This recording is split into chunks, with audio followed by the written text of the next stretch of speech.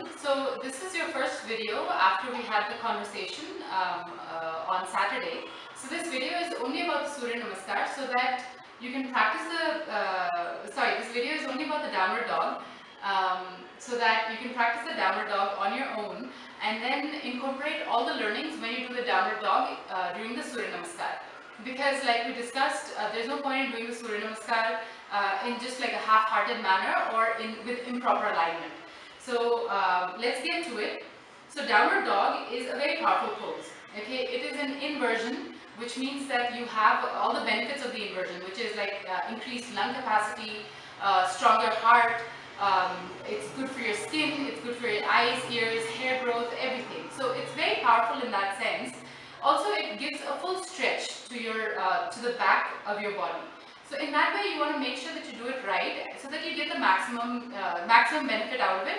Also, in the final position, you should feel an uninterrupted stretch from the beginning to the end. So from your hands all the way down to your ankles. So I'll just show you how what the downward dog looks like. This is what it's supposed to look like.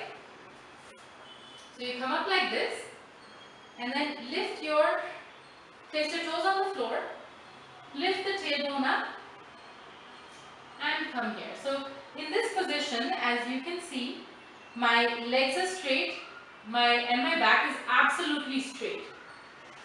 And you hold this.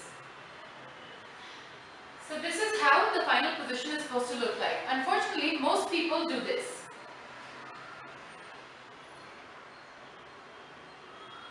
Okay, so the heels are up and the whole position is not really very right. So we'll start with the beginning. Okay, so in the beginning, what you're going to do is place the hands flat on the floor with the fingers out like this. Okay, and then you're going to push the hands into the floor, place the toes on the floor, and then initially just work on straightening the arms. The arms have to be absolutely straight and the knees are bent. So the thighs are close to your abdomen. And then finally, try and keep the tailbone elevated and then bring the legs down. And at the same time, you're continuing to push the hands up. Your hands are not sagging like this. Continue to push the hands into the floor, lengthening the back. And also, try and see if you can lift the toes up, because that will give you a better stretch on the back of the legs. And just hold this. You can also bring the heels out a little bit instead of inside. A lot of people do that. Push the heels out. As you can see, my feet are the distance of the mat apart.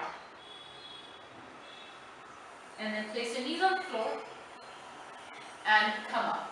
So you see what you're doing. You're pushing your hands into the floor, pushing your heel into the floor, but at the same time you're trying to elevate the tailbone up. Okay, so try this, and there are other tips and tricks as well, but actually this is this is where people go wrong. Your hands and your feet have to be as active as possible. Tighten the thighs, keep the knees locked, tighten the thighs as much as you can, push the tailbone up, elbows also locked, and try and open up the chest. And keep your gaze either on your belly button or on the knees. Now once you're done, place your knees on the floor and come out. So another thing you want to remember about the downward dog is, you start from your hands. So place the hands on the floor firmly, firm hands on the floor, wrists also tight. Then start to tighten your elbows. Okay, from the elbows, take your awareness to your shoulders. Make sure the shoulders are also stretched as much as you can. Then take your awareness to both sides of the body and really pull the stomach in. It will automatically go in, and really lengthen the sides of the body as much as you can. When you do this, the tailbone will automatically be a little elevated, and keeping the upper body in this alignment, then you try and tighten the thigh muscles, tighten the knees, and then try and push the heels into the floor.